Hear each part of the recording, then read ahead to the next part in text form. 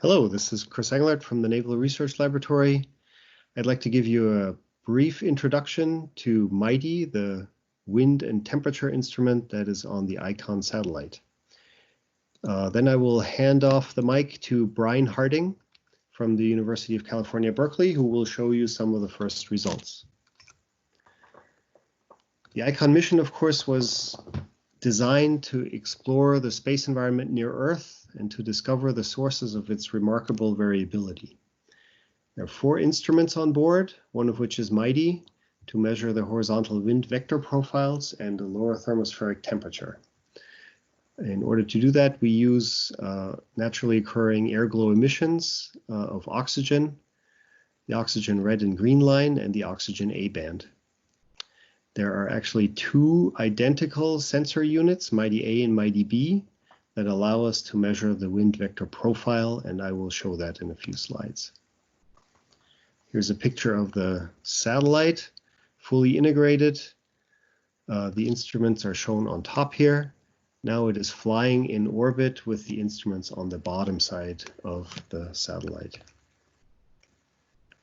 The launch was on October 10th, 2019. It was a beautiful night launch with a Pegasus rocket, which brought the instruments together with the spacecraft into an almost perfect circular orbit.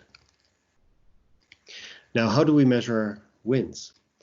We use spectrally isolated emission lines like the red and green line to measure the Doppler shift. And the way this works is that we use a Michelson interferometer to transform the signal into the Fourier transform of the signal, which is basically a fringe pattern, interference fringe pattern as shown on the right side here.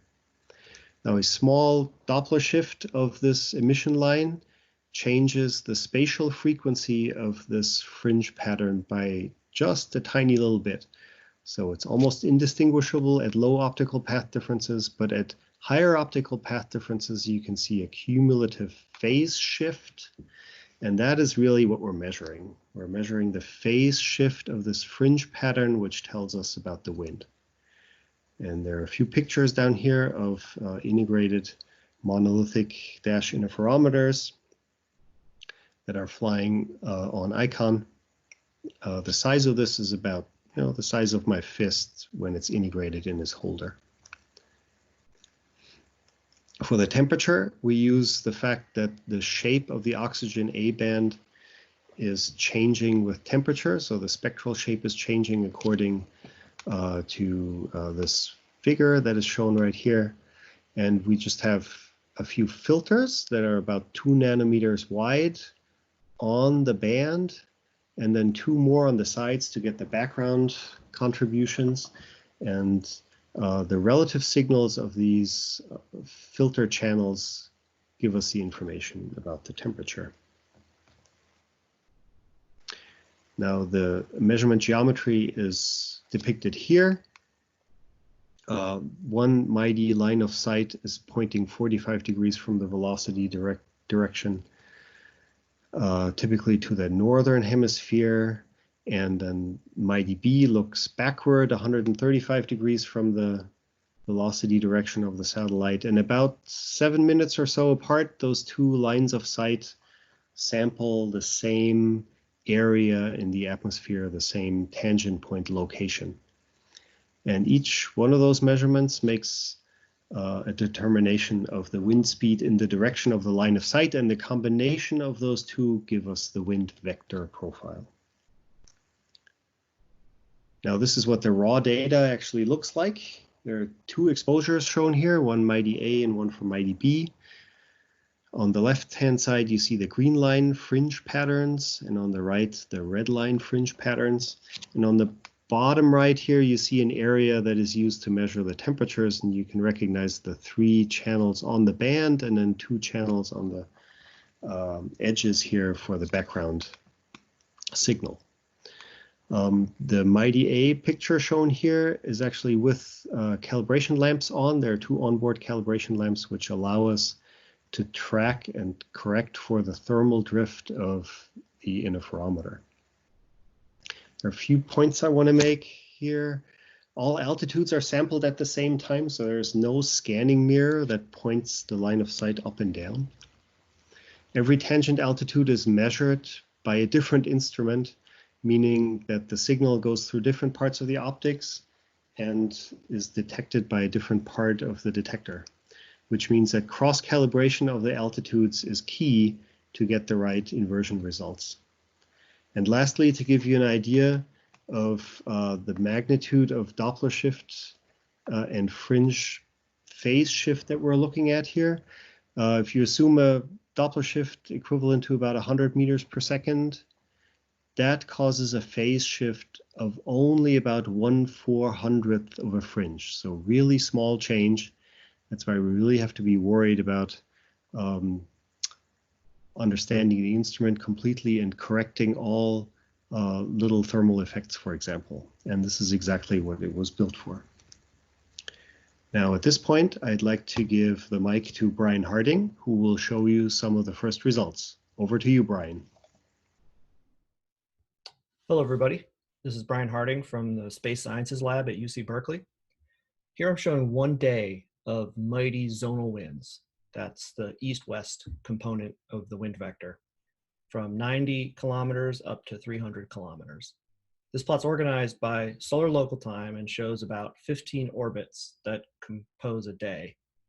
The green line winds have been stitched together here with the red line winds at about 180 kilometers. So above 180 kilometers is from the red line, below 180 kilometers is from the green line.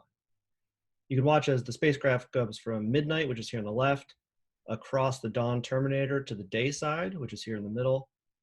And during the day side, we have full coverage from 90 to 300, whereas at night, the red line and green line emissions become narrower in altitude. So we don't get any usable signal between about 110 kilometers and 210 kilometers.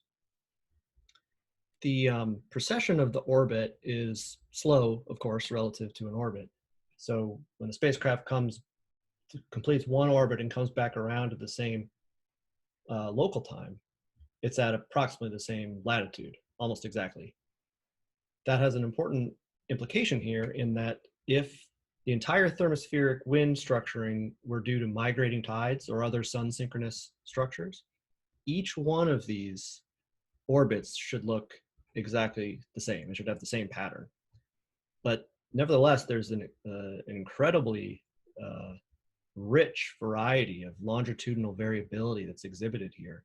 You know, from one orbit to the next, there's significant structure that exhibits as either small scale patterns here, for example, where you can actually track a disturbance seeming to connect between the green line all the way up to the red line up to 300 kilometers.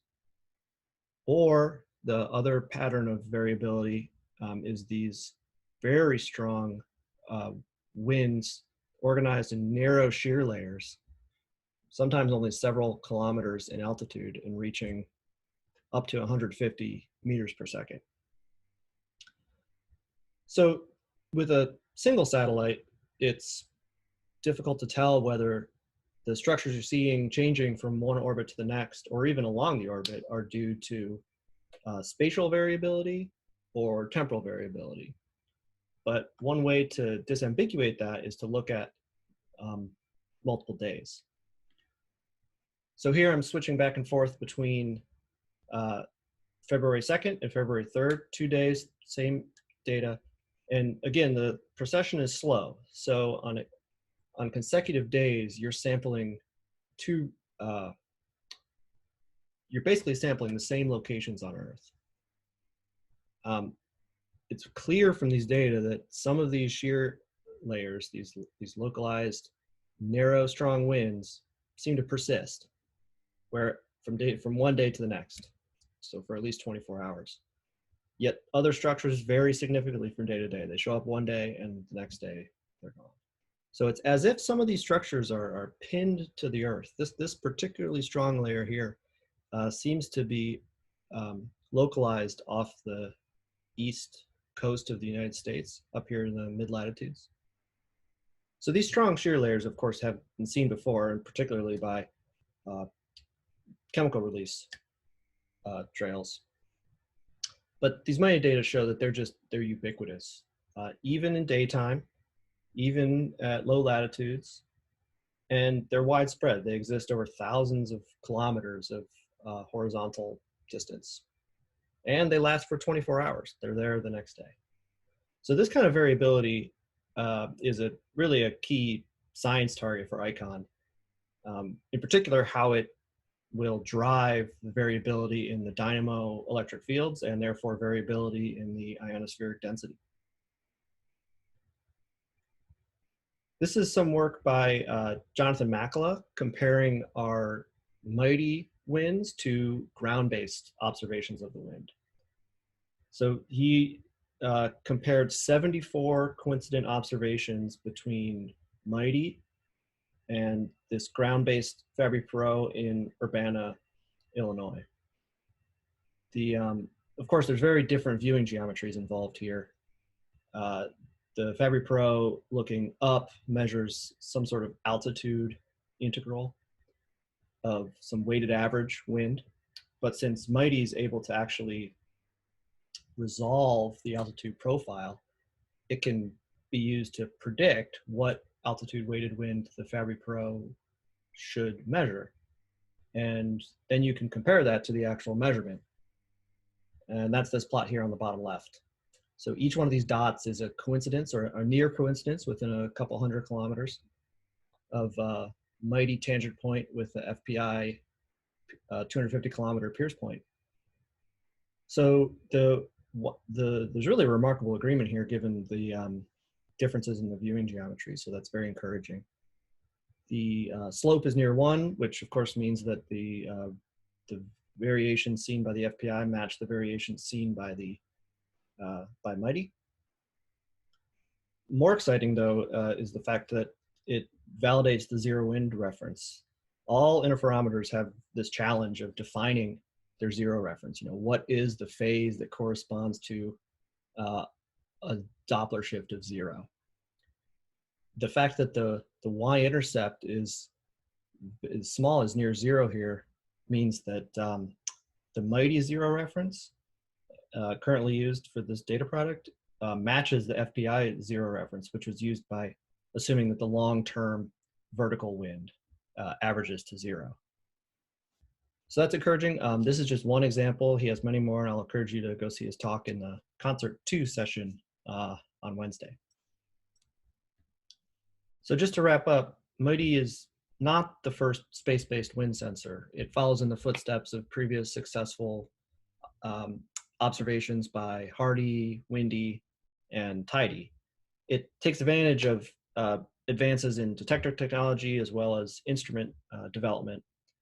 But more excitingly, it has the advantage of no duty cycling. MIGHTI is able to simultaneously measure the Doppler shifts of the green line, the red line, and then use the O2A band channels to infer the temperature. And it can do this simultaneously. So although previously I just showed 2 days of zonal wind data, we of course have meridional wind data and temperature, and we have it nearly continuously for 6 months. These data are becoming publicly available starting the week of CEDAR. But maybe the most exciting thing to me about this new data set of winds and temperatures is that it exists in concert with these other collaborative data sets. The FUV to give ion density and neutral composition, the EUV to give ion density during the day, and most exciting, the IVM to provide ion drift or electric fields to really get at the connection between the variability we see in the winds and how that drives the variability of the ionosphere. And that work is currently underway.